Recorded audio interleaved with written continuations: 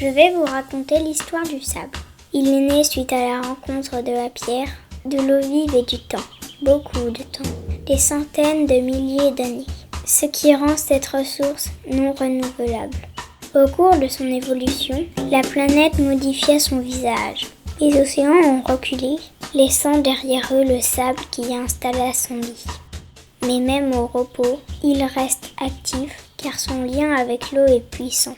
Il filtre et permet la régulation entre les eaux de surface et les réseaux souterrains.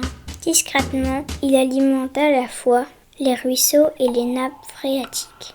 Aujourd'hui, l'humanité a trouvé au sable un tout autre usage. Sa forme est idéale pour servir de support inerte, de matière maniable et peu chère.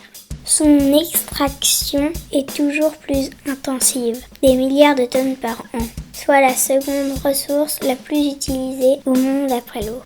Les gisements prolifèrent de plus en plus énormes. Un pillage planifié pour les besoins industriels qui provoque des dégâts irréversibles.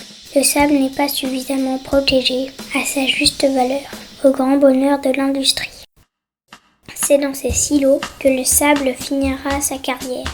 Mélangé avec des graviers, du ciment et de l'eau, il devient béton, le matériau le plus polluant au monde. Ces 60 dernières années témoignent d'une généralisation de ce mode de construction. Bâtir vite et pas cher, mais à quel sacrifice?